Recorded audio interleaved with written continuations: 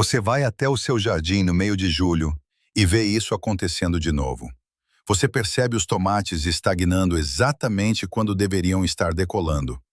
Você vê pimentões que parecem exaustos, folhas amarelando nas bordas, e se pergunta o que fez de errado. Você comprou o composto caro. Você instalou a fita de gotejamento. Passou seus fins de semana arrancando ervas daninhas manualmente porque não acredita em pulverizar produtos químicos. Você fez tudo o que os livros mandaram, mas os resultados parecem pesados. Parece uma luta quando você olha para o terreno do seu vizinho ou para um arbusto selvagem de amoras na floresta. Você vê uma vitalidade que simplesmente não consegue replicar em seus canteiros elevados. É desanimador. Faz você sentir que talvez simplesmente não tenha um instinto para isso. Quero que você respire fundo e pare de se culpar. Você não está falhando. Está apenas operando com um mapa incompleto. Fomos ensinados por 100 anos que a jardinagem é puramente química. Dizem que, se adicionarmos nitrogênio, fósforo e potássio suficientes, a planta não tem escolha a não ser crescer. Então, tratamos o solo como uma tigela de mistura. Mas o solo não é apenas uma esponja química. É um ambiente vivo, que respira e depende de sinais para dizer às plantas quando beber e como crescer. Em nossa busca por caixas de jardim perfeitas e arrumadas, acabamos isolando acidentalmente nosso solo. Nós o isolamos da sutil carga elétrica natural que percorre a terra. Criamos um circuito morto. As plantas estão sobrevivendo com a comida que você lhes dá, mas não estão prosperando porque a energia não está fluindo.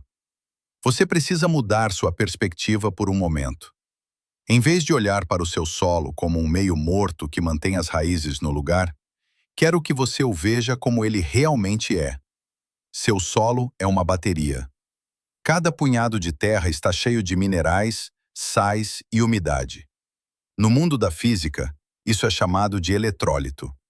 É exatamente a mesma coisa que existe dentro da bateria do carro na sua garagem, ou da pilha AA no seu relógio de parede. O potencial de energia já está bem ali no seu canteiro elevado, esperando para ser aproveitado. Mas agora, o interruptor está na posição desligado. Vamos ligá-lo novamente. Esta não é uma nova invenção que criei para ganhar visualizações. Esta é uma ciência antiga e esquecida. É o mesmo princípio que Alessandro Volta descobriu há centenas de anos. Quando você coloca dois metais diferentes em um meio condutor como um limão, uma batata ou o solo úmido do seu jardim, você cria um movimento de elétrons. Você cria uma corrente. A natureza usa essa corrente para estimular o crescimento, sinalizar as raízes para onde ir e ajudar as plantas a absorver nutrientes. Na natureza, isso acontece naturalmente através de veios minerais e redes microbianas. Em nossas caixas de jardim isoladas, quebramos essa conexão.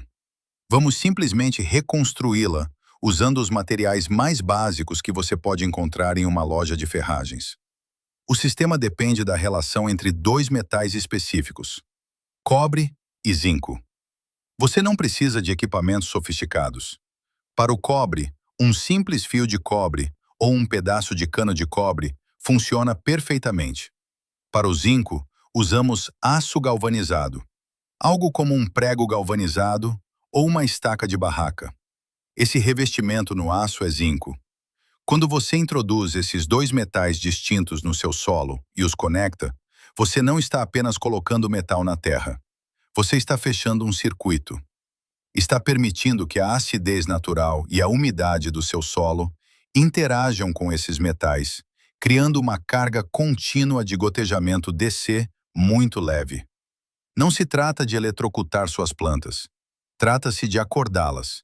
Trata-se de criar o zumbido de energia de baixo nível que sinaliza a uma semente que é hora de brotar, ou a um sistema radicular que é seguro expandir. É suave, é constante, e é a peça que faltava no quebra-cabeça. É hora de construir o motor. Você não precisa encomendar um kit especializado online e certamente não precisa contratar um eletricista. Provavelmente encontrará tudo o que precisa no fundo da sua garagem ou por alguns dólares na loja de ferragens local. Vamos manter isso fundamentado e mecânico. Você precisa de dois componentes principais. Primeiro, você precisa de cobre. Prefiro usar fio de cobre sólido nu, algo como bitola 10 ou 12, do tipo usado para aterramento doméstico. Se você tiver um cano de cobre velho jogado por aí, isso também funciona. Segundo, você precisa de zinco. A fonte mais fácil para isso é uma estaca de barraca de aço galvanizado comum ou um prego galvanizado grande. Galvanizado apenas significa que foi mergulhado em zinco, que é exatamente o que precisamos para criar a reação química. Vá até o seu canteiro de jardim. Vamos configurar isso para funcionar com o fluxo magnético natural da Terra. Então, reserve um momento para descobrir onde fica o norte. Você vai colocar sua peça de aço galvanizado, seu zinco, na extremidade norte do canteiro. Crave-o no solo para que fique firme, deixando apenas a cabeça ou uma pequena seção exposta. Agora vá para a extremidade sul do canteiro e coloque o seu cobre. Se estiver usando um cano, martele-o. Se estiver usando fio, você pode enrolá-lo em uma vara de madeira ou simplesmente enterrar um pedaço ao longo da borda sul. A distância não precisa ser precisa, mas você os quer em extremidades opostas para incentivar o fluxo por toda a zona radicular. Agora vem a parte crítica: fechar o circuito. Você precisa conectar aquela estaca de zinco do norte à peça de cobre do sul. Passe um pedaço do seu fio de cobre pela superfície do solo ou enterre-o a apenas 2 ou 3 centímetros de profundidade para mantê-lo fora do caminho.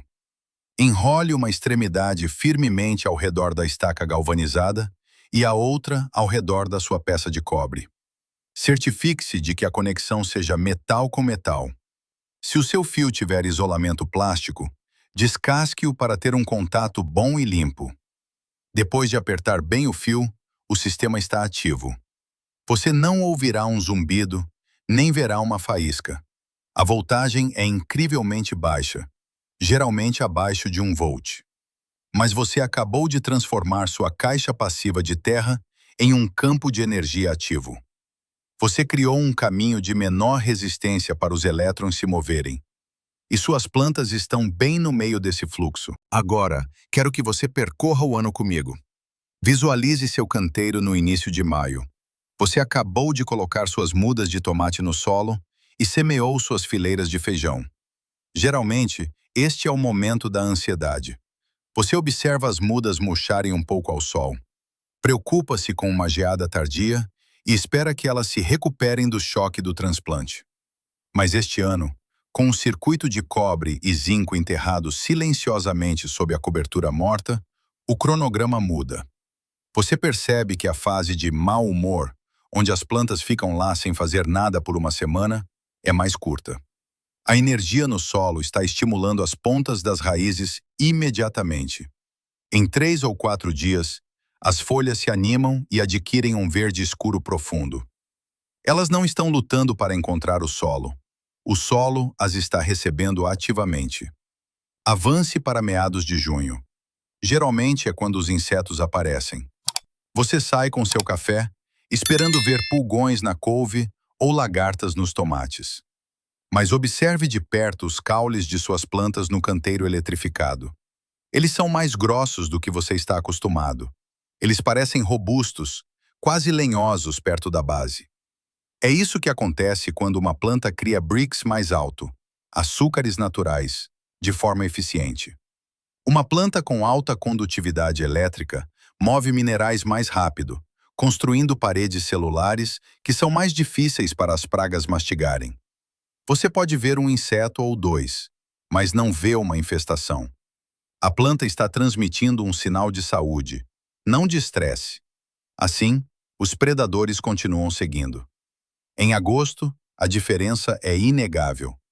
Em um canteiro comum, é aqui que as plantas começam a parecer cansadas. As folhas inferiores ficam crocantes e marrons. A produção desacelera e o calor as vence. Mas olhe para o canteiro com o fio. O crescimento continua avançando para cima. A floração não parou. Parece que as plantas têm acesso a um tanque de reserva de resistência.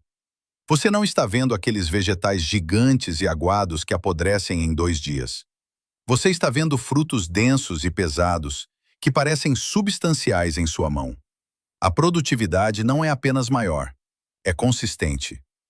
Enquanto seu vizinho está arrancando seus pés de pepino queimados, os seus ainda estão produzindo novas flores. Você não adicionou fertilizante extra. Você não mudou seu cronograma de rega.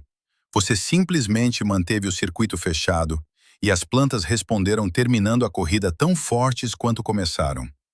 O verdadeiro teste de um sistema não é como ele funciona quando o clima está perfeito. Qualquer um pode cultivar uma abobrinha decente quando a chuva cai suavemente e as temperaturas permanecem agradáveis. O verdadeiro teste vem quando o clima se volta contra você. Todos conhecemos aquele sentimento no final de julho ou agosto, quando a cúpula de calor se instala sobre a região. O ar parece pesado, o chão racha e o sol parece menos um amigo e mais um peso pressionando seu jardim. Em um canteiro elevado comum, é aqui que você vê o desfalecimento. Você sai ao meio-dia e as folhas da abóbora estão caídas sobre a terra. Você as rega, mas elas simplesmente não conseguem beber rápido o suficiente para acompanhar a evaporação. Elas estão sobrevivendo, mas estão estressadas, e o estresse atrai doenças. Mas caminhe até o canteiro, onde você enterrou o cobre e o zinco. A diferença é sutil a princípio, mas logo você a vê. As folhas mantêm sua firmeza, estão eretas. A planta não está desfalecendo porque a estimulação elétrica incentivou um sistema radicular que vai mais fundo e bebe com mais eficiência. A conexão com a corrente natural da terra parece ajudar a planta a regular sua pressão interna de água. Ela é resiliente. Não precisa que você a resgate 3 vezes ao dia com uma mangueira. Ela está acessando uma estabilidade que vai mais fundo do que os primeiros 8 centímetros de cobertura morta. Essa resiliência também lhe garante tempo no outro extremo da estação. Quando o primeiro aviso de geada chega em outubro, costumamos entrar em pânico. Corremos com lençóis e cobertores, tentando salvar o que pudermos. Mas plantas cultivadas em um sistema eletrificado costumam desenvolver uma maior concentração de minerais e açúcares em sua seiva. Em termos simples, elas têm um anticongelante natural melhor. Já vi tomateiros nesses canteiros ignorarem uma geada leve que deixou pretas as plantas não conectadas da fileira ao lado. Não estou dizendo que são invencíveis. O inverno eventualmente chega para tudo. Mas este sistema lhe garante 2, talvez 3 semanas extras. São mais 2 semanas de molho fresco, mais 2 semanas de vagem. Ele transforma um evento climático catastrófico em um incômodo gerenciável. Dá a você a paz de espírito de que seu suprimento de comida não vai entrar em colapso só porque o meteorologista errou a previsão por 5 graus. No final das contas, não cultivamos jardins apenas para economizar alguns dólares em tomates. Cultivamos porque queremos saber exatamente o que entra em nossos corpos. Quando você come um vegetal cultivado em um canteiro energizado, está comendo algo que atingiu seu pleno potencial genético. O gosto é diferente, é mais denso, parece combustível real. Há um poder silencioso em saber que você fez isso sem depender de uma cadeia de suprimentos que se estende por meio mundo.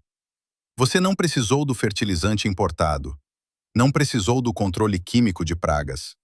Você só precisou de um pouco de fio, algumas estacas e o solo do seu quintal. É assim que a independência se parece. Não é um bunker. É um prato de jantar, cheio de comida que você cultivou com suas próprias mãos, usando um sistema que depende da física, não de compras. Não quero que você saia e destrua todo o seu quintal amanhã.